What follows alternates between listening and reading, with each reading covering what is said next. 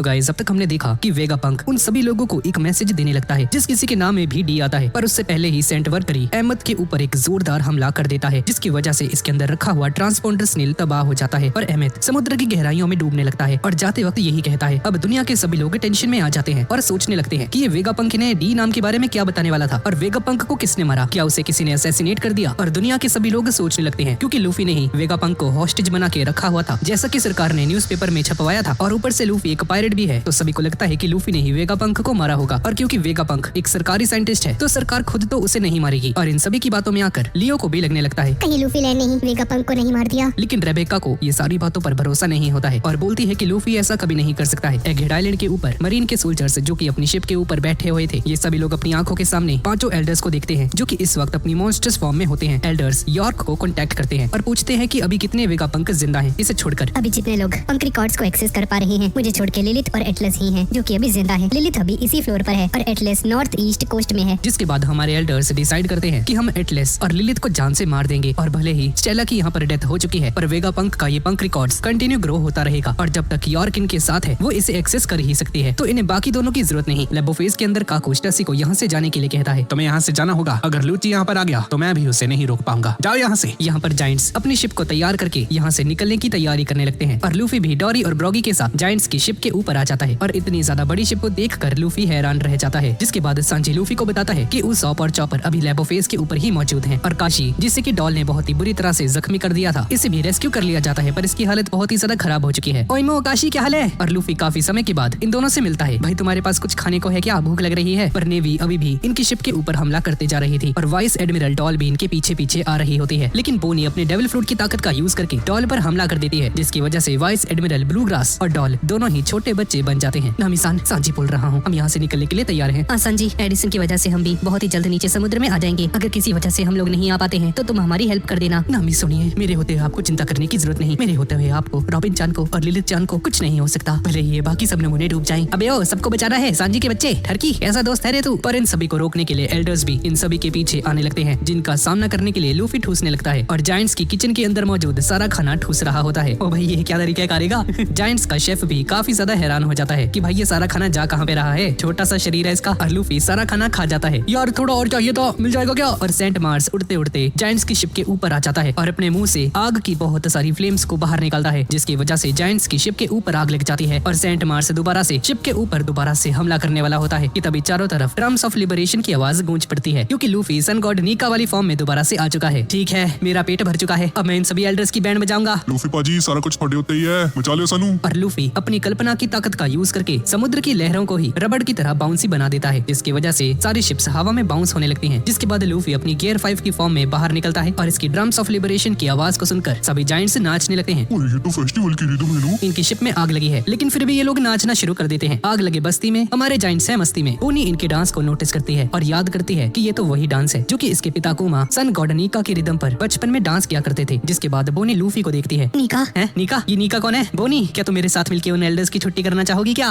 नहीं नहीं, मैं ऐसा नहीं कर सकती, मैं तुम्हारी तरह ताकतवर नहीं हूँ। अरे तुम कर सकती हो, मुझे पता है तुम्हारी एबिलिटीज किस तरह से काम करती हैं। और लूफी की इस बात को सुनकर बोनी गहराई से सोच में पड़ जाती है कि ये भी बिल्कुल लूफी की तरह ही है जब पूरी तरह से फ्री होती है। इसके बाद हम देखते हैं कि बोनी भी लूफी की तरह ही खुद को फ्रीडम में इमेजिन करती है और अपने डेविल फ्रूट की ताकत का यूज करके डिस्टॉर्टेड फ्यूचर का यूज करती है और उस फ्यूचर को इमेजिन करती है जिसमें ये बिल्कुल लूफी की तरह फ्री है। और बोनी भी लूफी के जैसे ही गियर 5 सन गॉड नीका की फॉर्म में ट्रांसफॉर्म हो जाती है जिसे देखकर लूफी की आंखें बाहर ही आ जाती हैं। बोनी की इस फॉर्म को उमा भी देख रहा होता है। बोनी और लूफी दोनों की ही सन गॉड नीका की इस प्रेजेंस को समुद्र के नीचे अहमद भी महसूस कर पा रहा होता है। वो यही है जॉय बॉय। सभी नेवी ऑफिसर्स लूफी की इस सन गॉड नीका वाली फॉर्म को देखकर नोटिस करते हैं कि लूफी इस वक्त अपने वांटेड पोस्टर वाले लुक में आ चुका है और सभी जायंट्स लूफी की इस फॉर्म को देखकर काफी ज्यादा खुश हो जाते हैं और नीका नीका चिल्लाने लगते हैं। और सेंट मार्कस बताने लगता है कि दो नीका ये नहीं हो सकता भाई, ये सिर्फ एक इल्यूजन है जो कि बोनी ने क्रिएट किया है अपने एज फ्रूट की ताकत का यूज करके और इन दोनों पर हमला करने की तैयारी करने लगता है। लूफी उस एल्डर को जाके रोको इससे पहले कि वो हमें तबाह कर दे। ठीक है सांजी, मुझ पर छोड़ दो। इन एल्डर्स को ना ही मारा जा सकता है ना ही इनके टुकड़े किए जा सकते हैं, इसलिए इन्हें रोकने के लिए लूफी अपने अंदर बहुत सारी हवा को भरता है और एक जायंट बलून की फॉर्म में आ जाता है और सेंट मार्कस की फ्लेम अटैक को अपने ऊपर ही ले लेता है। और लूफी अपने साथियों से कहता है कि तुम सभी लोग अपनी पूरी ताकत से मुझ पर हमला करो। और लूफी पर हमला करने के लिए सांची और फ्रैंकी आगे बढ़ जाते हैं लेकिन बोनी हेजिटेट करने लगती है और इसे समझ नहीं आता कि भाई लूफी पे हमला करना क्यों है। यहाँ पर डॉरी और ब्रॉगी कहते हैं कि हमें लूफी पर पूरा भरोसा है कि वो सेंट मार्कस को ठिकाने लगा देगा और यहाँ पर शिप की आग को बुझाने के बजाय सभी जायंट्स लूफी की अपने रिदम में ही डांस कर रहे होते हैं और सभी लोग इनसे कहते हैं कि सालो आग बुझा लो और नाचना बंद करो। अब लूफी अपने हाथों से सेंट मार्कस को पकड़ता है और सभी को इस पर हमला करने के लिए कहता है, लेकिन बोनी अभी भी हेजिटेट कर रही होती है। ये हमारे कैप्टन का ऑर्डर है बोनी जान, तो हमें इसका पालन करना ही होगा। बोनी ज्यादा परेशान मत हो, तुम लोग बस अपनी पूरी ताकत से मुझ पर हमला करो। जिसके बाद सांची इफ्रिट जाम्बे का यूज करता है, फ्रैंकी स्ट्रॉन्ग इम्पैक्ट का यूज करता है और बोनी भी लूफी पर हमला कर देती है। और क्योंकि सभी लोग अपनी अपनी हाकी का यूज करके लूफी पर हमला करते हैं, तो इस हमले की वजह से लूफी को बहुत ज्यादा डैमेज होता है। लेकिन गम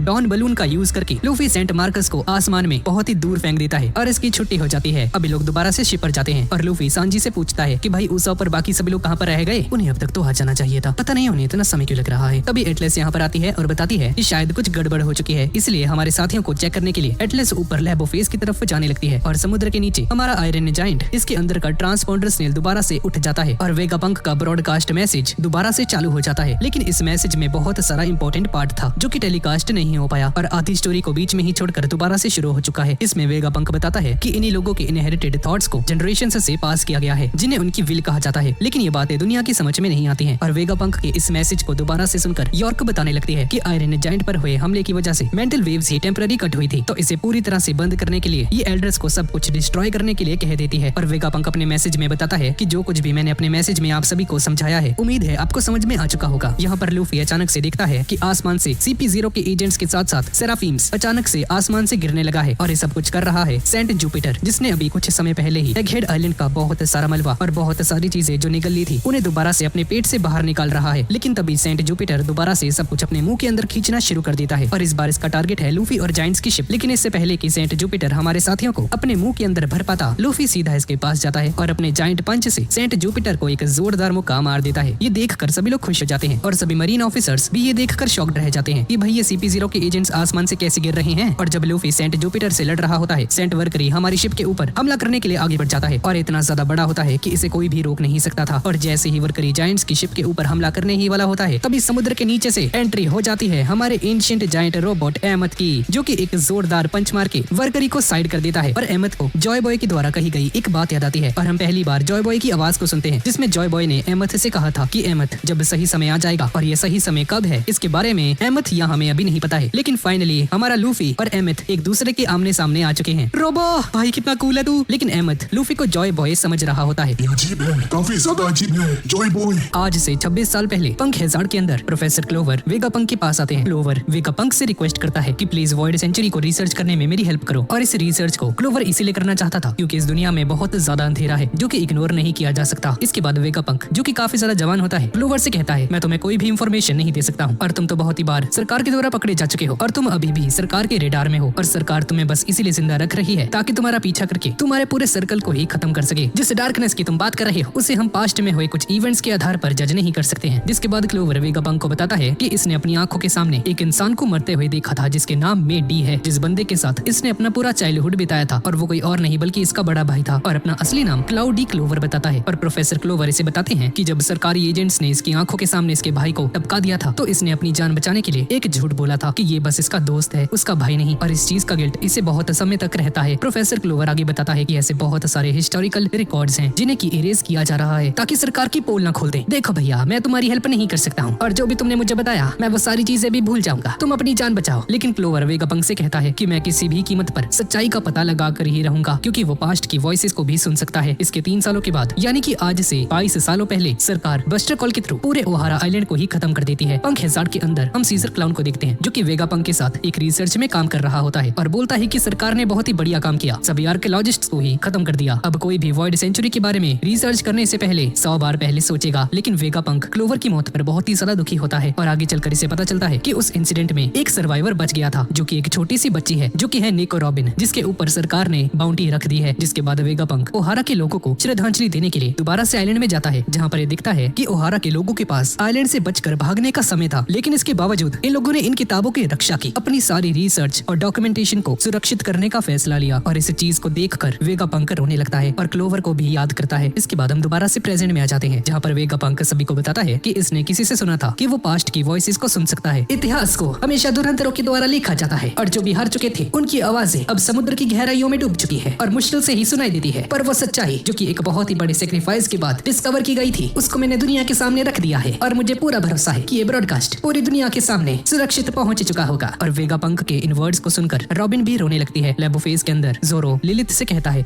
यहाँ से निकलने की तैयारी क्यों नहीं कर रहे? अरे बालों वाले, हम यहाँ से नहीं जा सकते। मेरी कैलकुलेशंस के हिसाब से कॉब्डी बर्स्ट का यूज करने के बाद भी हमारी शिप बस 1 किलोमीटर दूर तक ही आगे जा सकती है, और अगर हमने उसका यूज कर भी लिया तो भी हमारे सामने वो गांधी मौजूद है, तलवार लेके खड़ा हुआ है डांडी मार्च करने। वो हमें रोक देगा और हवा बहुत ही ज्यादा तेज चल रही है। इसकी वजह से हमारी स्पीड बहुत ही कम हो जाएगी और मेरी कैलकुलेशंस के हिसाब से हमारी शिप किसी भी हालत में समुद्र तक नहीं पहुँच पाएगी। इसलिए हमें यहाँ से निकलने से पहले उस गांधी को मारना होगा। तभी एटलस उड़ते हुए स्ट्रॉ हेड्स के पास आती है और एक जोरदार पंच मार के लिलिथ को नॉकआउट कर देती है। ये क्या हो गया भाई इसको? इसे देखकर सभी लोग शॉक्ड रह जाते हैं कि भाई एटलस को क्या हो गया, इसने लिलिथ पर हमला क्यों किया। नीचे सभी मरीन ऑफिसर्स अपनी आंखों के सामने सेंट वर्करी को अहमद के सामने देखते हैं। दोनों एक दूसरे के आमने सामने खड़े होते हैं। अरे भाई साहब, जायंट रोबोट! लूफी बहुत ही खुश हो जाता है। जॉय बॉय, मैं काफी ज्यादा खुश हूँ कि मैं तुम्हें दोबारा से देख पा रहा हूँ। लेकिन लूफी को इसकी बातें समझ में नहीं आती हैं। मैं तुमसे ही बात कर रहा हूँ। ओ अच्छा, मुझसे? हाँ बोलो भाई। तुम यहाँ से आगे निकलो, तुम्हारा दुश्मन मेरा दुश्मन है। जॉय बॉय, मुझे खुशी है कि मैं आपके लिए लड़ पा रहा हूँ। भाई साहब, तुम बात भी कर सकते हो भाई, तुम तो बहुत ही ज्यादा कूल हो। यहाँ पर सेंट वर्करी वेगापंक के इस ब्रॉडकास्ट को बस खत्म करना चाहता था, पर इन्हें किसी भी तरह से अहमद को डिस्ट्रॉय करना होगा। जॉय बॉय खतरे में है, मुझे उसकी रक्षा करनी होगी। और अहमद सेंट जुपिटर और सेंट वर्करी के साथ लड़ने के लिए तैयार हो जाता है। यहाँ पर डॉरी और ब्रॉगी लूफी से पूछते हैं कि क्या तुम उस एंशिएंट रोबोट को जानते हो क्या? ना भाई, मैं नहीं जानता, पर वो यहाँ पर किसी जॉय बॉय नाम के बंदे को प्रोटेक्ट कर रहा है। क्या वो एंशिएंट रोबोट बात भी कर सकता है? हमें तो उसकी आवाज सुनाई नहीं दी। यहाँ पर वेगापंक बताता है कि आज से 900 साल पहले जो वॉर हुई है, हम उसको एक साइड से देख रहे हैं और उसे जज करना गलत होगा, क्योंकि इतिहास को बहुत सारे नजरियों से देखा जाना चाहिए। काश मेरे पास और ज्यादा समय होता, पर इस दुनिया में कुछ लोग हैं जो इस बुराई को अभी भी रोक सकते हैं। यहाँ पर सेंट वर्करी और सेंट जुपिटर दोनों इस पर हमला करने के लिए आगे बढ़ जाते हैं, जिनसे मुकाबला करने के लिए अहमद अपने लेफ्ट हैंड को लॉन्च करके जुपिटर पर एक खतरनाक हमला परफॉर्म करने वाला होता है। उसने निशाना लगा दिया। चाकदा फटे हुए। भाई ये कितना कूल है, वो तो एम लगा रहा है, हेडशॉट मार हेडशॉट। पर क्योंकि अहमद 900 साल पुराना है तो इसके बहुत सारे पार्ट्स में जंग लग चुका था। इसकी वजह से इसका हमला लॉन्च ही नहीं हो पाता है और जुपिटर इसके लेफ्ट हैंड को अपने मुंह से पकड़कर इसके बाएं हाथ को तोड़ देता है। और सैटर्न जुपिटर से कहता है कि उस एंशिएंट रोबोट को निकल जा, और सैटर्न सीधा बोट के ऊपर आकर चढ़ जाता है। और इसका यहाँ पर मेन मिशन बोनी और कुमा को जान से मारना होता है। लेबोफेज के ऊपर स्ट्रॉ हेड्स को समझ में नहीं आता है कि इस एटलस ने लिलिथ को नॉकआउट क्यों कर दिया भाई, और इसके सर पर लगे उस ट्रांसमिशन डिवाइस को भी ऑफ कर देती है। तुम सभी लोग यहाँ से निकलने की तैयारी करो, जो कोई भी तुम्हारे रास्ते में आएगा मैं उससे निपट लूंगी। और लिलिथ के नॉक हो जाने के बाद यॉर्क को पता चलता है कि लिलिथ का पत्ता भी कट चुका है, जिसका मतलब है कि अब बस यॉर्क और एटलस बची हुई हैं। यही बचे हुए वेगापंक्स हैं जो कि अभी जिंदा हैं। इसके बाद एटलस अपने बूस्टर्स को ऑन करके सीधा सेंट ईथन बैरन की तरफ आगे बढ़ जाती है और जिम्बे शिप की कमान संभालकर कोबडी बर्स्ट का यूज कर देता है। एटलस ईथन बैरन के सामने जाती है और ईथन बैरन इसका एक हाथ काट देता है और अपने अगले वार में एटलस को बहुत बुरी तरह से डैमेज कर देता है। लेकिन फिर भी किसी तरह से हमारे स्ट्रॉ हेड्स को लेबोफेज से निकलने के लिए हेल्प करती है, लेकिन अभी भी 1000 सनी समुद्र से बहुत ही ज्यादा दूर होती है। और जिस गति से ये लोग यहाँ से निकल रहे हैं, ऐसा लग रहा होता है कि लोग समुद्र में लैंड नहीं कर पाएंगे। और स्ट्रॉ हेड्स को थोड़ा सा और पुश करने के लिए खुद को सेल्फ डिस्ट्रक्ट कर देती है और एक बहुत बड़ा धमाका हो जाता है। और इसके इम्पैक्ट की वजह से 1000 सनी को थोड़ा सा और पुश मिल जाता है और समुद्र में जाकर लैंड कर जाते हैं। और स्ट्रॉ हेड्स एटलस के इस सेक्रीफाइस को देखकर बहुत ही ज्यादा दुखी हो जाते हैं। नहीं, तुम हमारे साथ ऐसा नहीं कर सकती एटलस। और यहाँ पर यॉर्क काफी ज्यादा खुश हो जाती है क्योंकि अब एटलस भी जा चुकी है और इससे ऐसा लगता है कि अब ये बस इकलौती वेगापंक बची है जो कि इस पूरी दुनिया में जिंदा है। और अब सैटर्न का दिमाग खराब हो जाता है और बोलता है कि जल्द से जल्द इस वेगापंक का मुंह बंद करो और अब इन्हें जल्द से जल्द अहमद को डिस्ट्रॉय करना होगा, क्योंकि इसके अंदर मौजूद वो ट्रांसमिशन ट्रांसपोंडर स्नील अभी भी वेगापंक के मैसेज को लगातार ब्रॉडकास्ट करता जा रहा है। पायरेट किंग गोल्डी रॉजर ने पूरी दुनिया को ही एक्सप्लोर कर लिया था और अपने सफर के अंत में उन्होंने भी पास्ट की वॉइसेस को सुना होगा। जिस हिसाब से आपने चीजों को नोटिस किया है, उसी के आधार पर मैं आप सभी को फ्यूचर की कुछ प्रोजेक्शंस बताना चाहता हूँ। यहाँ पर अहमद का एक हाथ भी जा चुका है और इन दोनों के साथ लड़ने में काफी मुश्किल आती है। तभी अहमद जॉय बॉय के द्वारा कही गई एक बात को याद करता है। क्या यही सही समय है जॉय बॉय? इसके बारे में तुमने बताया था जॉय बॉय, क्या अब सही समय आ चुका है? मुझे उसका इस्तेमाल कर लेना चाहिए। और एंशिएंट रोबोट किस चीज का यूज करने की बात कर रहा है, इसके बारे में हमें आगे पता चलेगा। यहाँ पर सैटर्न अपने पॉइजन वाले नुकीले पंजों का यूज करके बोनी और कुमा पर हमला करने की कोशिश करता है, लेकिन जायंट्स इसे रोक लेते हैं। जिसके बाद लूफी इस पर हमला करने के बारे में सोचता है, लेकिन तभी इसकी नजर बोनी पर जाती है जो कि गुस्से से सैटर्न को पुकारती है, क्योंकि इसके मन में सैटर्न के लिए बहुत ज्यादा नफरत होती है। और बोनी दोबारा से डिस्टॉर्टेड फ्यूचर का यूज करने लगती है और एक ऐसे फ्यूचर को इमेजिन करती है जिसमें ये लूफी की तरह सबसे ज्यादा आजाद होती है और दोबारा से गियर 5 में आ जाती है। सैटर्न, मैं तुमसे लड़ूंगी। आगे वेगापंक बताता है कि ऐसा एक दिन दोबारा से आएगा जिस दिन वॉइड सेंचुरी की मेमोरीज को रिकॉल किया जाएगा और जिन वेपन्स का यूज करके दुनिया के सभी कॉन्टिनेंट्स को समुद्र के नीचे डुबा दिया गया था, वो एक मैन मेड डिजास्टर था। और वो एंशिएंट वेपन्स अभी भी इस दुनिया में एग्जिस्ट करते हैं और साथ ही साथ वो सभी रेयर स्पीसीज के लोग जो कि अभी भी दुनिया में बचे हुए हैं, वो भी इतिहास के असर की वजह से धीरे धीरे विलुप्त होते जा रहे हैं। जैसे कि कुमा की रेस बुकानियर, लुनारियन रेस, बिग मॉम की बेटी पुडिंग जो कि एक स्पेशल 3 आंखों वाली एक रेस से बिलोंग करती है। यहाँ पर लूफी और बोनी दोनों को देखकर जायंट्स काफी ज्यादा खुश हो जाते हैं और बोनी गुस्से में सैटर्न की तरफ देखती है। तुम्हारी हिम्मत कैसे हुई मेरे पिता को नुकसान पहुंचाने की? सैटर्न, मेरी मॉम को नुकसान नुकसान पहुंचाने की? ऐसा तो हो ही नहीं सकता कि तुम लोग भगवान हो, लेकिन भगवान अभी भी एग्जिस्ट करते हैं। और बोनी गिनी और कुमा के साथ अपने एक सपने को याद करती है और काफी ज्यादा इमोशनल हो जाती है, जो एक ऐसा सपना होता है जो कि बोनी हमेशा से चाहती थी। एक ऐसी दुनिया जिसमें बोनी अपने माता पिता के साथ खुशी से अपने जीवन को जीती, लेकिन सैटर्न की वजह से ऐसा कुछ भी नहीं हो पाया। इसलिए सैटर्न को खत्म करने के लिए अपनी सारी ताकत एक विशाल पंच के अंदर स्टोर कर लेती है और इस मुक्के को सैटर्न को मारने ही वाली होती है कि तभी इसे रोकने के लिए सैटर्न अपने नुकीले पंजों का यूज करता है। लेकिन इससे पहले कि बोनी पर हमला कर पाता, इसके सभी पंजों को लूफी किनारे कर देता है और बोनी सीधा अपना जोरदार पंच सैटर्न के चेहरे पर जड़ देती है, जिसके बाद लूफी और बोनी दोनों एक साथ मिलकर सैटर्न पर लगातार हमले करते ही जाते हैं और सैटर्न को मार मार कर इसके टुकड़े टुकड़े कर देते हैं। और सैटर्न की इस हालत को देखकर बोनी बहुत ही ज्यादा खुश हो जाती है और खुशी के आंसू रोने लगती है और ये सारी चीजें कुमा भी अपनी आंखों से देख रहा होता है। और यहाँ पर थाउजेंड सनी सही सलामत सी में लैंड कर जाती है, जिसे देखकर सभी लोग खुश हो जाते हैं। और थाउजेंड सनी के पीछे अभी भी ईथन बैरन इनका पीछा कर रहा होता है और इसे रोकने के लिए आगे बढ़ता है। जोरो की नजर इस बंदे पर चली जाती है। शायद रॉजर ने ये सारी चीजें जानबूझ के करी थी, क्योंकि जब उसका एग्जीक्यूशन हो रहा था तो उसके अंतिम शब्द यही थे कि तुम्हें मेरा खजाना चाहिए तो तुम ले सकते हो, मैंने अपना सब कुछ एक जगह पर छोड़ दिया है और अगर हिम्मत है तो उसे ढूंढ लो। और उन शब्दों के बाद ही पूरी दुनिया वन पीस के पीछे पड़ गई। और वेगापंक बताता है कि इसका मतलब ये नहीं है कि जो कोई भी वन पीस को ढूंढेगा वो वही होगा जिसको जॉय बॉय चाहता था। यहाँ पर रेड हेयर पायरेट्स की शिप के ऊपर हम शैंक्स को देखते हैं, जो कि दारू पीता ही जा रहा था। और वेगापंक के इस मैसेज को सुनकर बगी के क्रू मेंबर्स बगी की जय जयकार करते हुए इसे वन पीस को ढूंढने के लिए और भी ज्यादा मोटिवेट करने लगते हैं। और नेवी के हेडक्वार्टर्स में सभी मरीन ऑफिसर्स ये बात कर रहे होते हैं कि हमें सबसे पहले वन पीस को ढूंढना होगा। और अकाइनो सभी से कहता है कि सालों नेवी वालों, अगर तुम सभी लोग वन पीस के पीछे चले जाओगे तो सिविलियंस की रक्षा कौन करेगा, बेवकूफों। वेगापंक सभी को बताता है कि अब जो कुछ भी हो रहा है अब उसे रोका नहीं जा सकता है, क्योंकि अब इस दुनिया का भविष्य उसी के हाथ में है जो कि वन पीस को हासिल करेगा। ये सुनकर सभी लोग पैनिक कर जाते हैं कि वेगापंक बोल क्या रहा है भाई, ये पूरी दुनिया अब पायरेट्स के हाथों में हो जाएगी क्या, या फिर ये पूरी दुनिया समुद्र के नीचे डूब जाएगी। और अब क्योंकि सभी को पता चल चुका है कि दुनिया का सबसे ग्रेटेस्ट साइंटिस्ट इस बात को कंफर्म कर चुका है कि वन पीस है, तो सभी पायरेट्स उसे खोजने के लिए पहले से भी ज्यादा एक्साइटेड हो जाते हैं। और ये उत्साह एम्पल डाउन की जेल के अंदर हम प्रिजनर्स में भी देख पाते हैं। और कोबी को लूफी की एक बात याद आती है, जहाँ पर लूफी ने इससे कहा था कि आगे चलकर मैं किंग ऑफ द पायरेट्स बनना चाहता हूँ और हर उस चीज को हासिल करेगा जो कि दुनिया इसे दे सकती है। और कोबी डिसाइड करता है कि ये लूफी के इस सपने को कभी भी पूरा नहीं होने देगा। और बगी क्रोकोडाइल से कहता है कि तुम भी वन पीस को ढूंढने में मेरा साथ दोगे ना। यहाँ पर आकर बैठ जा,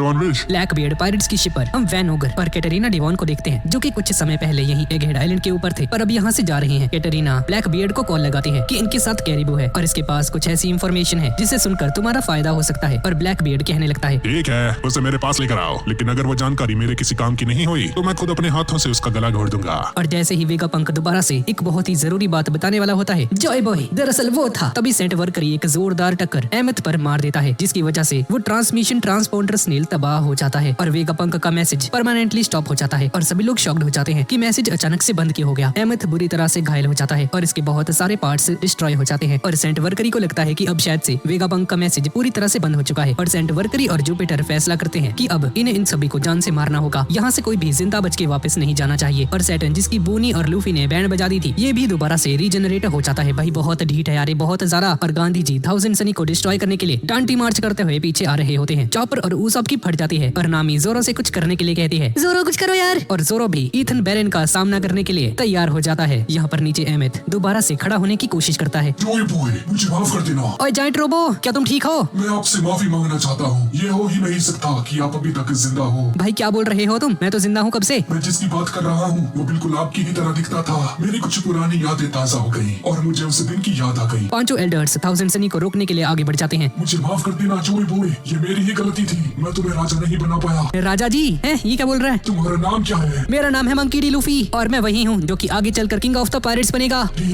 डी नाम सुन के एमथ को कुछ याद आता है। सेंट वर्करी दोबारा से एमथ को मारने के लिए आगे बढ़ जाता है पर एमथ अपनी बॉडी के अंदर एक बटन को प्रेस करता है और अपनी बॉडी के अंदर मौजूद एक रस्सी को बाहर निकाल के लूफी से बात करते हुए उस रस्सी को ओपन कर देता है, जिसकी वजह से पूरे आइलैंड के आसपास बहुत ही खतरनाक हाकी की रेज फैलने लगती हैं। ये हाकी इतनी ज्यादा खतरनाक होती है कि पूरे वन पीस एनिमे में किसी के भी पास इतनी ज्यादा खतरनाक हाकी नहीं होती है। बहुत सारे नेवी ऑफिसर्स बुरी तरह से घायल हो जाते हैं, यहाँ तक कि पांचों एल्डर्स भी मूव नहीं कर पा रहे थे। और इस हाकी को देख कर लूफी भी हैरान रह जाता है। शुक्रिया जॉय बॉय, तुम्हारी वजह से ही मुझे वो ड्रम्स ऑफ लिबरेशन की आवाज सुनने को मिली। तुम कभी भी मरना मत, मैं आपको मरने नहीं दूंगा। और ऐसा बोलकर अपने अंदर सील्ड हो रखी उस सारी हाकी एनर्जी को बाहर रिलीज कर देता है। और इस शक्तिशाली हाकी के असर की वजह से बहुत सारे नेवी ऑफिसर्स के साथ साथ वाइस एडमिरल्स भी बेहोश हो जाते हैं और पांचों एल्डर्स दोबारा से अपनी नॉर्मल फॉर्म में आ जाते हैं। इस हाकी का ये लोग सामना ही नहीं कर पा रहे थे और इसके असर की वजह से ही दोबारा से मैरी जॉयस के अंदर टेलीपोर्ट हो जाते हैं। मैरी जॉय के अंदर हम इमू सामा को देखते हैं, जो कि इस शक्तिशाली हाकी की प्रेजेंस के अंदर जॉय बॉय की प्रेजेंस को फील कर पाती है और बहुत ही ज्यादा गुस्से में आ जाती है। थाउजेंड सनी के ऊपर हम उस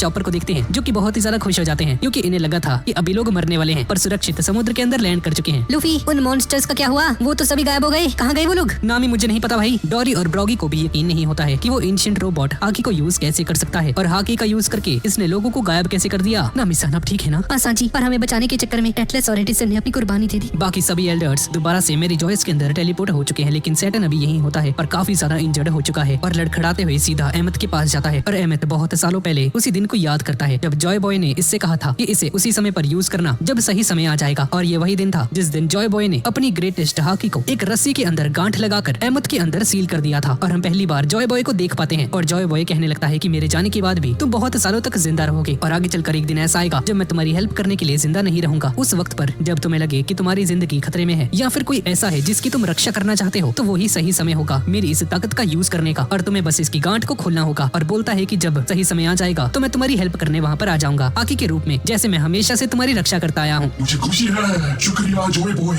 ये तो ऐसा ही हो जाएगा कि तुम अपनी मौत की बात भी मेरे साथ हो। जिस पर जॉय बॉय कहता है कि मैं बहुत आगे के फ्यूचर की बात कर रहा हूँ, समझ रहे हो ना प्यारे भाई? जॉय बॉय, इस चीज से तो मैं कभी भी अकेला नहीं रहूंगा। और इसी के साथ अहमद हमेशा के लिए बंद हो जाता है। अब एल्डर्स की बैंड बजने के बाद सभी पायरेट्स खुश हो जाते हैं और डोरी और ब्रॉगी सभी पायरेट्स से कहने लगते हैं कि भाई पता लगाओ यहाँ पर हुआ क्या। और यहाँ पर लूफी अहमद के द्वारा यूज की गई वो colour of the supreme king की जबरदस्त हाकी को देखकर बहुत ही ज्यादा एक्साइटेड हो जाता है। भाई रोबो तुम कितने कूल हो यार, तुमने तो नेवी के साथ साथ एल्डर्स को भी नॉकआउट कर दिया। जायंट्स का क्रू अपने आसपास नजर मार के देखता है कि ऑलमोस्ट सभी नेवी की शिप से डिस्ट्रॉय हो चुकी हैं और बहुत सारे नेवी ऑफिसर्स भी घायल हो चुके हैं। इन सभी की तो बत्ती गुल हो गई, क्यों? मुझे यकीन नहीं होता। और नेवी की शिप्स के अंदर मौजूद सेराफीम्स नेवी ऑफिसर्स को उठाने लगते हैं और इन सभी को बताते हैं कि स्ट्रॉ हेड्स यहाँ से भाग रहे हैं तो जल्दी उठो और उन सभी को पकड़ो भाई। और लूफी चिल्लाकर अहमद का शुक्रिया अदा करता है और थैंक्स कहता है क्योंकि अहमद ने इन सभी की जान बचा ली थी। शुक्रिया जायंट रोबो। जिसके बाद ब्रॉगी सभी से कहता है कि जब तक ये सभी लोग यहाँ पर सो रहे हैं हमें यहाँ से निकल जाना चाहिए और हमारे स्ट्रॉ हेड्स सभी जायंट्स के साथ एल्बाफ की तरफ निकल जाते हैं। और एल्बाफ जाने के लिए लूफी बहुत ही ज्यादा एक्साइटेड हो जाता है पर तभी लूफी की गियर 5 की लिमिट रीच हो जाती है और दोबारा से कमजोर और बूढ़ा हो जाता है। स्टूअर्ट, क्या तुम ठीक हो? अगर तुम्हें भूख लगी है तो हमारे पास और भी हकारी पड़ी हुई है। और डोरी और ब्रॉगी को अपने सामने देखकर उसॉप बहुत ही ज्यादा खुश हो जाता है। मास्टर्स आपका शुक्रिया हमारी हेल्प करने के लिए, आप सभी का शुक्रिया, अब मैं एल्बाफ जा पाऊंगा। और जिम्बे को पूरी स्पीड के साथ यहाँ से आगे बढ़ने के लिए कह देता है और जायंट्स की शिप के साथ साथ हमारे साथी भी एल्बाफ की तरफ आगे निकल जाते हैं। यहाँ पर मॉर्गन सभी को बताता है कि अभी दुनिया में बहुत सारी इंफॉर्मेशन फैलती जा रही है और अब दुनिया के सभी लोग पागल हो जाएंगे और इसी चीज का फायदा उठाकर क्राउड को और ज्यादा हाइप करने की बात करता है और अपने सभी साथियों से कहता है कि हमें इस मौके का फायदा उठाकर पूरी दुनिया में डर फैलाना है। हम पूरी दुनिया को सबसे ज्यादा खतरनाक वर्स्ट पॉसिबल फ्यूचर दिखाएंगे। ये साला मॉर्गन भी गोदी मीडिया से इंस्पायर्ड लग रहा है। मॉर्गन की ये सारी बातें वीवी को पसंद नहीं आती हैं और मॉर्गन इससे कहता है कि ये दुनिया आगे चलकर समुद्र में डूब जाएगी लेकिन मेरा घर जो कि आसमान है ये सुरक्षित रहेगा। और मॉर्गन सभी को कहता है कि हमें एम्परर ब्लैक बियर्ड और ट्रैफलगर लॉ की लड़ाई को दुनिया के सामने लेकर आना होगा, शैंक्स और किड पायरेट्स की लड़ाई को भी, और साथ ही साथ एम्परर स्ट्रॉ हैट लूफी के वेगापंक को जान से मारने की खबर भी, जो कि एक झूठ है। पर ये सारी बातें दुनिया को बताने वाला है। एगहेड आइलैंड के ऊपर सेंतामारू बहुत ही ज्यादा घायल है और एक छोटी सी बोट में एगहेड आइलैंड को अपनी आंखों के सामने जलते हुए देखता है और इसकी नजर किजारू पड़ जाती है। और काइनो एगहेड आइलैंड के ऊपर सभी नेवी ऑफिसर्स को कांटेक्ट करने की कोशिश करता है लेकिन कोई भी इसका फोन नहीं उठा रहा होता है क्योंकि सभी नेवी ऑफिसर्स उस हाकी की वजह से नॉकआउट हो चुके थे।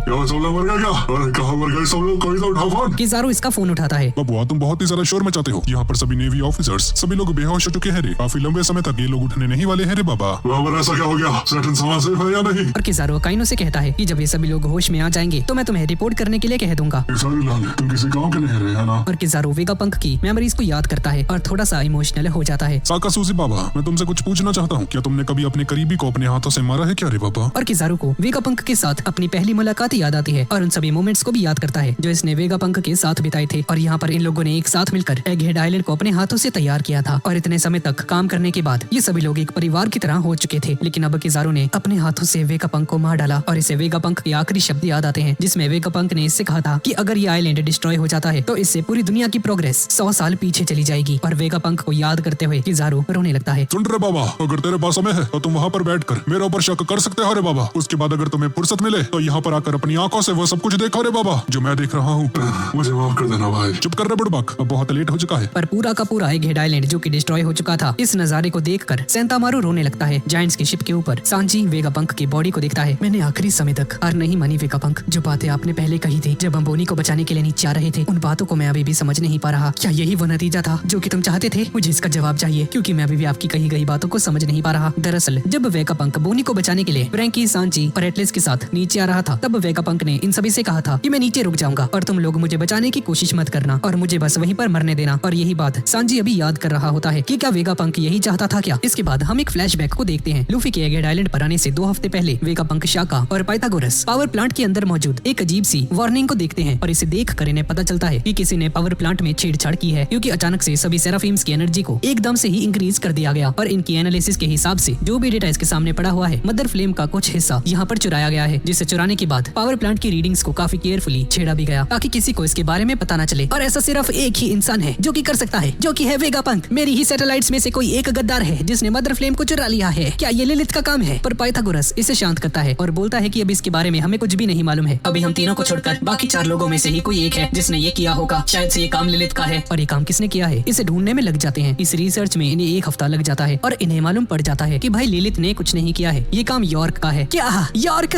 ये कैसे हो सकता है? ये कैसे हो सकता है? ये तो नामुमकिन है। और पाइथागोरस बताता है कि आज से कुछ दिनों पहले जो इंफॉर्मेशन यॉर्क ने पंक रिकॉर्ड्स के अंदर सेट करी थी वो दरअसल झूठी थी और कुछ सी बीस्ट वेपन्स को भी मैनिपुलेट किया गया है। और यॉर्क ने यहाँ पर एक लॉन्ग डिस्टेंस ट्रांसपॉन्डर स्नेल का यूज करके मैरी जॉयस के अंदर कॉन्टेक्ट किया है और इसने एल्डर्स को बता दिया है कि यहाँ पर वेगापंक वॉइड सेंचुरी के बारे में रिसर्च कर रहा है। ये सुनकर वेगापंक भी शॉक्ड रह जाता है और ये सारी बातें जो यॉर्क ने लीक की हैं, इसी वजह से साइपरफोल के एजेंट्स इन्वेस्टिगेशन करने के लिए बार बार आते जा रहे हैं। और अगले ही दिन इन्हें पता चलता है कि लुलुशिया किंगडम को तबाह कर दिया गया है। और इस खबर को सुनकर वेगापंक बताता है, मेरे पास सारी जानकारी नहीं है, लेकिन मुझे ऐसा लगता है कि जिस मदर फ्लेम के हिस्से को चुराया गया था उसे यॉर्क ने कुछ सी बीस्ट वेपन्स का यूज करके ही गवर्नमेंट को सप्लाई किया है। और हो सकता है कि सरकार के पास कोई एंशिएंट वेपन मौजूद हो जो कि उन लोगों ने मदर फ्लेम का यूज करके एक्टिवेट किया हो और उसी का यूज करके ही सरकार ने लुलुशिया को खत्म कर दिया। और ये सारी बातें सोचकर वेगापंक कहता है ये सब मेरी गलती है और अगर ये बात फैल जाती है तो लोगों का मुझ पर भरोसा उठ जाएगा। और क्योंकि ये सभी सैटेलाइट्स वेगापंक के ही हैं और क्योंकि ये सैटेलाइट्स वेगापंक के ही दिमाग के अलग अलग इमोशंस से बने हुए हैं, तो यॉर्क के अंदर पक्का ग्रीड होगी, यानी कि लालच, जिसकी वजह से लालच में आकर इसने ये काम किया। सर जी, अगर हम यॉर्क को पकड़ लेते हैं तो इससे कुछ होगा क्या? अब काफी देर हो चुकी है। जो लोग भी वॉइड सेंचुरी को स्टडी करते हैं उन्हें इरेज कर दिया जाता है। हम सभी को अब मार दिया जाएगा, लेकिन यॉर्क को सरकार कुछ नहीं कर पाएगी क्योंकि उसने मदर फ्लेम को सरकार के हाथों में देकर अपनी वफादारी का सबूत दे दिया है। और एक सीक्रेट ऑर्डर को ऑलरेडी नेवी ब्रांचेस को दे दिया गया है। बहुत ही जल्द बहुत सारी नेवी शिप्स यहाँ पर आती ही होंगी और अगर इस आइलैंड से हम लोग बाहर निकल भी जाते हैं तो नेवी इस दुनिया के कोने तक हमारा पीछा करती ही रहेगी। और मैं भागते भागते मरना नहीं चाहता हूँ। और आज से 22 साल पहले ओहारा के पास वो रिसोर्सेज नहीं थे जो कि इस वक्त इस एगहेड आइलैंड के ऊपर मौजूद हैं। और इस सारी टेक्नोलॉजी का यूज करके मैं अपनी बात को काफी दूर तक पहुंचा सकता हूँ ताकि सरकार का काला सच पूरी दुनिया के सामने आ सके, जैसे कि ये सरकार है क्या। इतनी सारी नॉलेज इकट्ठी करने के बाद मैं ऐसे ही नहीं मरने वाला हूँ। और वेगापंक, शाका और पाइथागोरस के साथ मिलकर अपने इस मैसेज को रिकॉर्ड करता है और इसे रिकॉर्ड करने के बाद उस ट्रांसमिशन ट्रांसपॉन्डर स्नेल को एंशिएंट रोबोट की बॉडी के अंदर जाकर डाल देता है। और जब इस चीज को कर रहा होता है यॉर्क भी इसके पास आ जाती है। स्टेला, आप ये क्या कर रही हैं? ओह यॉर्क, हाँ, मैं मदर फ्लेम का यूज करके इस रोबोट को दोबारा से जिंदा करने की कोशिश कर रहा हूँ। और सारी बात को घुमा देता है। हाँ जी वेगापंक जी, जल्दी से मदर फ्लेम को कंप्लीट कर दीजिए। और वेगापंक ने वॉइड सेंचुरी से जुड़ी हुई जितनी भी इंफॉर्मेशन होती है वो सारी इंफॉर्मेशन रिकॉर्ड करके ब्रॉडकास्ट करने के लिए उसे रेडी कर देता है। अब मैसेज को रिकॉर्ड करने के बाद वेगापंक, शाका और पाइथागोरस को बताता है कि किसी को भी इस बात के बारे में पता नहीं चलेगा कि वो ट्रांसपॉन्डर स्नेल इस एंशिएंट रोबोट के अंदर मौजूद है। और जैसे ही इसकी डेथ हो जाएगी तो वो ब्रॉडकास्ट मैसेज पूरी दुनिया में ब्रॉडकास्ट हो जाएगा। और ताकि इस बात के बारे में किसी को भी पता ना चल पाए, वेगापंक, शाका और पाइथागोरस अपनी ये सारी मेमोरीज को मिटा देते हैं। पर इन्हें कुछ भी करके इस बात के बारे में पता लगाना ही होगा कि यॉर्क ने मदर फ्लेम का कुछ हिस्सा चुरा लिया है और साथ ही साथ सरकार इनके खिलाफ हो चुकी है। और इसके बारे में भी इन्हें पता लगाना होगा कि यॉर्क ने ऐसा क्यों किया। और जब ये बातें इन्हें दोबारा से पता चलेंगी तो काफी ज्यादा सरप्राइज्ड हो जाएंगे। पर वेगापंक कहता है कि आगे चल के जो भी हम तैयारी करेंगे उससे जीत हमारी ही होगी। और अपनी मेमोरीज को इरेज करने के बाद तीनों जब दोबारा से उठते हैं तो अपनी सारी मेमोरीज को भूल जाते हैं। शाका, तुम यहाँ पर क्या कर रहे हो? हाँ, लेकिन वेगापंक अपनी सारी बातों को एक लेटर के रूप में अपनी जेब में रख लेता है। और जब उसे बाहर निकालता है तो देखकर हैरान रह जाता है कि भाई ये तो इसी की हैंडराइटिंग है जिसके अंदर लिखा होता है कि जब ये लोग होश में आएंगे तो इनके सामने बहुत सारे सरप्राइजेस आएंगे। लेकिन मेन बात ये है कि सरकार को पता चल चुका है कि हम लोग वॉइड सेंचुरी के ऊपर रिसर्च कर रहे हैं और आगे चलकर जो भी बड़ी मुसीबतें आने वाली हैं उन सब से निपटने के लिए हम लोगों ने सारे प्रिकॉशंस ले लिए हैं और सब कुछ सेट कर दिया है। खुद पर भरोसा रख के मर जाना। इन सभी को ये बातें समझ में नहीं आती हैं कि भाई ये चल के रहा है और इस लेटर में ये क्यों लिखा है भाई कि आगे चल के मर जाना। अगले दिन लूफी अपने क्रू और बोनी के साथ एगहेड आइलैंड पर आ जाता है, जिसके बाद आगे जाकर CP0 एजेंट्स यहाँ पर आ जाते हैं, नेवी आती है, सैटर्न आता है, जिसके बाद किज़ारू भी आ जाता है और 5 एल्डर्स भी आ जाते हैं और ये सारी चीजें शुरू हो जाती हैं। और आगे चलकर वो समय भी आ जाता है जब बोनी को बचाने के लिए वेगापंक, सांजी, फ्रैंकी और एटलिस के साथ नीचे जाता है और इसे उस लेटर में लिखी हुई बातें याद आती हैं। अगर मैं मर रहा हूँगा तो मुझे बचाना मत, मुझे बस मरने देना। और यही बात सांजी को समझ में नहीं आ रही थी। मुझे ऐसा लगता है मेरे मरने के बाद कुछ बहुत ही बड़ा हो जाएगा। इसके बाद हम दोबारा से प्रेजेंट में आ जाते हैं जहाँ पर सांजी यही सोच रहा होता है कि वेगापंक ने ये सारी बातें क्यों बोली थी। वेगापंक ने वन पीस के बारे में मुझसे कुछ कहा था कि वो दिल से चाहता है कि हम लोग ही आगे चलकर वन पीस को हासिल करें। वेगापंक, जिसके बाद हमारे सारे जायंट्स पार्टी करते हैं और सभी स्ट्रॉ हेड्स भी जश्न मनाते हैं और अब ये सभी लोग तैयार हैं एल्बाफ आइलैंड जाने बचाने के लिए। इसके बाद हम जोरो को देखते हैं। ये क्या, यहाँ तो खाने पीने की तैयारी होने वाली थी, तो यहाँ इतनी शांति कैसे है? और जिम्बे बताता है कि अपना लूफी डिप्रेशन में चला गया है क्योंकि हमारा जो मेन मिशन था कि हमें वेगापंक को जिंदा आइलैंड से बाहर लेकर जाना है, वो बुरी तरह से फेल हो चुका है। इसी वजह से लूफी उदास बैठा हुआ है। ਅਸੀਂ ਪੰਜੇ ਐਲਡਰਸ, ਨੇਵੀ ਐਡਮਿਰਲ, CP0, ਸੇਰਾਫੀਮ ਦੇ ਨਾਲ ਕਿੰਨੀ ਸਾਰੀਆਂ ਵਾਰਸ਼ਿਪਸ ਦਾ ਸਾਹਮਣਾ ਕੀਤਾ, ਪਰ ਇਹਦੇ ਬਾਵਜੂਦ ਵੀ ਉੱਥੋਂ ਅਸੀਂ ਜ਼ਿੰਦਾ वापस आ गए। ये किसी अजूबे तो घट थोड़ी आ।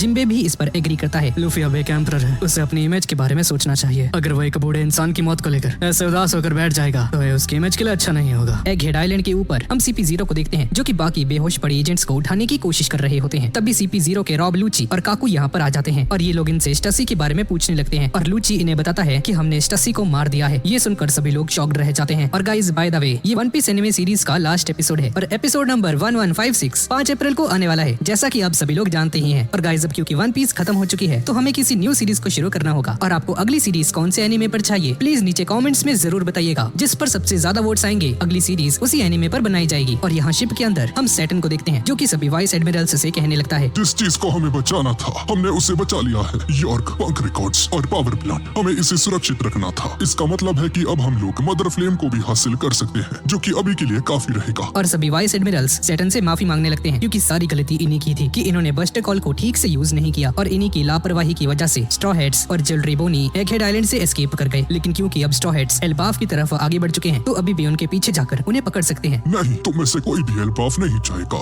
असली लापरवाही तो वेगापंक का वो ब्रॉडकास्ट मैसेज था। इसके बारे में मैंने कभी कल्पना भी नहीं की थी और हमारी परेशानी को और बढ़ाने के लिए वो आयरन जायंट भी इस वॉर के अंदर आ गया, जिसकी वजह से वो सभी स्ट्रॉ हेड्स आसानी से यहाँ से निकल पाए। आज से 200 साल पहले जब मैरी जॉयस के ऊपर एमथ ने हमला कर दिया था, उसके बाद गवर्नमेंट ने डिसाइड किया था कि हम इस रोबोट को कचरे के ढेर में डाल देंगे। लेकिन सैटर्न ही था जिसने एमथ को कुछ साइंटिस्ट को दे दिया ताकि इस पर रिसर्च करके इसे सरकार के लिए एक हथियार की तरह यूज करें। और एमथ काफी सालों तक बहुत सारे साइंटिस्ट को पास डाउन किया जा रहा था, लेकिन इन 200 सालों के दौरान एमथ एक बार भी हल्का सा भी नहीं हिला। लेकिन लूफी को बचाने के लिए दोबारा से जिंदा हो गया, जिसके लिए ये लोग बिल्कुल भी तैयार नहीं थे। वाइस एडमिरल डोबरमैन सैटर्न से पूछता है कि मुझे आपसे एक सवाल पूछना है कि आपने उस वेगापंक के मैसेज को एक लापरवाही का नाम दिया, तो क्या इसका मतलब ये है कि वेगापंक ने अपने मैसेज में जो कुछ भी कहा था वो सब कुछ सच है? ये सुनकर सैटर्न का दिमाग खराब हो जाता है और अपनी पावर्स का यूज करके डोबरमैन की जान ले लेता है। यहाँ पर यॉर्क को होश आ जाता है, लेकिन अपने आसपास देखती है कि इतने सारे क्लाउड प्लांट्स यहाँ पर कैसे आ गए। ये चल के रहा है और देखती है कि नीचे क्लाउड्स बनाने वाली मशीन अभी भी ऑन है। और यॉर्क को समझ में आ जाता है कि ये सारी हरकत एडिसन की है, जिसने लेबोफेस के बैरियर को चीरते हुए आइलैंड क्लाउड्स बनाने वाली मशीन को एक्टिवेट कर दिया और अपनी लेजर गन का यूज करके लेबोफेस में बहुत ही खतरनाक हमला कर देती है। पर इसके ऐसा करने की वजह से पंक रिकॉर्ड्स लेबोफेस से डिस्कनेक्ट होकर ऊपर आसमान की तरफ निकल जाता है। यहाँ पर मैरी जोअस में वेगापंक के मैसेज को लेकर सभी सेलेस्टियल ड्रैगन्स काफी ज्यादा टेंशन में आ जाते हैं कि भाई वेगापंक ये सब कुछ कैसे बता सकता है। पर कुछ लोग बस ठूस रहे थे क्योंकि रेवोल्यूशनरी आर्मी इनका बहुत सारा खाना चुरा कर ले गई थी और भूखमरी बढ़ जाती है, जिसकी वजह से सेलेस्टियल ड्रैगन्स अब पेट भरकर खाना नहीं खा पा रहे थे। मैरी जॉयस के अंदर एल्डर्स के हॉल के अंदर हम बाकी के 4 एल्डर्स को देखते हैं जिनके पास सेंट फिगरलैंड गार्लिंग आ जाता है। और फिगरलैंड को यहाँ पर देखकर बाकी के एल्डर्स शॉक्ड रह जाते हैं क्योंकि इन्हें इस चीज का अंदाजा भी नहीं था कि गार्लिंग यहाँ पर कर क्या रहा है। गार्लिंग बताता है कि मुझे ऑर्डर्स मिले हैं और अब से वेगापंक, यॉर्क और पूरा का पूरा साइंस डिफेंस का डिपार्टमेंट मेरे हाथों में आ चुका है। और ये वही डिपार्टमेंट है जो कि पहले सैटर्न संभाला करता था। और सेंट गार्लिंग सभी को बताता है कि आने वाले समय में बहुत कुछ घटने वाला है, इसलिए चलो मेरे साथी एल्डर्स हम एक साथ मिलकर काम करते हैं और इस दुनिया को एक बेहतर जगह बनाते हैं। और फिगरलैंड गार्लिंग ने सैटर्न की जगह ले ली है। तभी अचानक से सैटर्न तड़पने लगता है, इसकी आत्मा इसके शरीर से बाहर निकलने लगती है और ये सीन इतना ज्यादा खतरनाक होता है। सभी वाइस एडमिरल्स ये देखकर शॉक्ड रह जाते हैं कि ये सैटर्न के साथ क्या हो रहा है। और सैटर्न मरते हुए ईमू से कहता है कि ईमू सामा प्लीज मुझे माफ कर देना। लेकिन ईमू सैटर्न से कहता है कि तुमने जॉय बॉय को यहाँ से भागने कैसे दिया सैटर्न?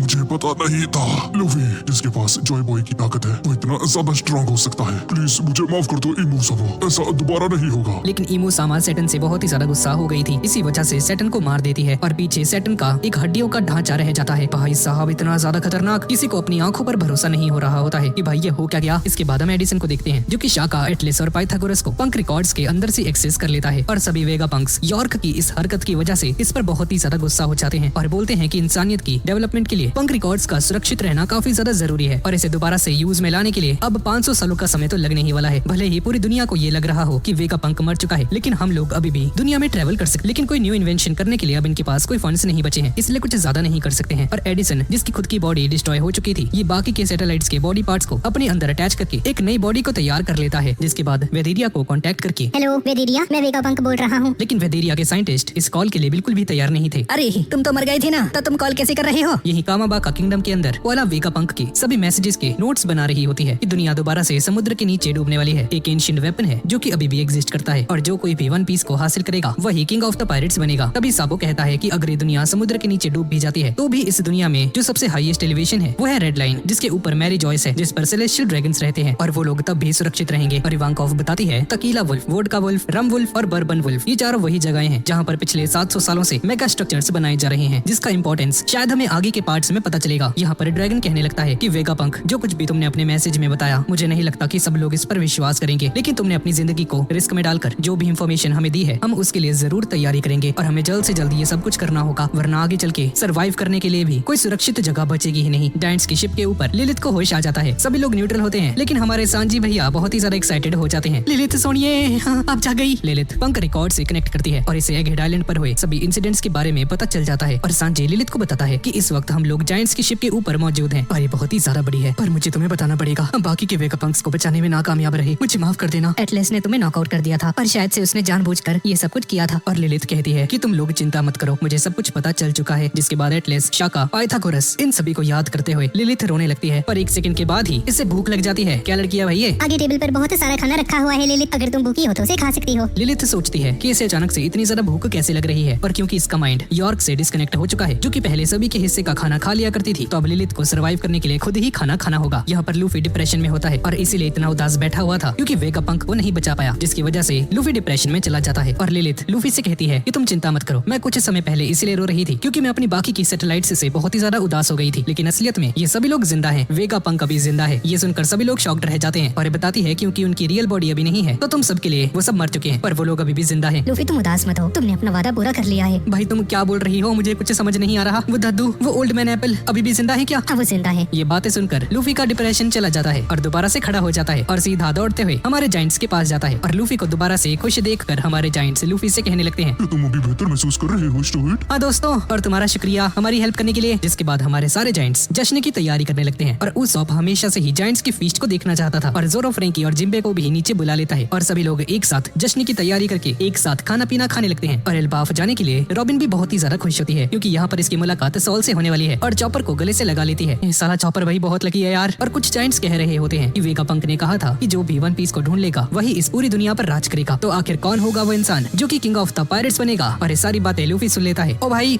मैं समुद्र में निकला ही इसीलिए था, पता तो है तुम्हें, वो मैं ही हूँ, मैं ही बनूंगा पायरेट्स का राजा। और बोने को अपने फादर के साथ हुई एक कन्वर्सेशन याद आती है जहाँ पर कुमा ने इससे कहा था कि जब अगली बार हम लोग मिलेंगे तो हम समुद्र में एक साथ निकलेंगे और होराइजन को देखेंगे। और बोनी की जिंदगी में ये मोमेंट आ जाता है जिसमें ये अपने पिता के साथ सी होराइजन को देख पाती है। इसी के साथ हमारे सभी साथी अपने अगले एडवेंचर के लिए एल्बाफ आइलैंड की तरफ निकल जाते हैं जहाँ पर हमारे साथियों का इंतजार एक मिस्टीरियस पर्सन पहले से ही कर रहा है। अब ये बंदा है कौन, इसके बारे में हमें 5 अप्रैल को पता चलेगा। और इसी के साथ एगहेड आइलैंड के साथ साथ इस सीरीज के अब तक के सारे एपिसोड्स कवर हो जाते हैं। तो गाइस, ये सीरीज को कवर करने में हमें ऑलमोस्ट 1.5 साल लग गया, लेकिन फिर भी आप लोगों के सपोर्ट और प्यार की वजह से हमने इतनी बड़ी सीरीज को कवर कर लिया है। और गाइस, ये सब कुछ आप लोगों के बिना नहीं हो पाता। इस सीरीज को इतना ज्यादा प्यार देने के लिए आपका बहुत बहुत शुक्रिया। और गाइस, प्लीज इस सीरीज की प्लेलिस्ट को ज्यादा से ज्यादा शेयर कीजिएगा ताकि ये कमाल का एनिमे ज्यादा से ज्यादा लोगों तक पहुंच सके। तो ठीक है गाइस, और बहुत ही जल्द मिलेंगे वन पीस एनिमे सीरीज के अगले पार्ट में।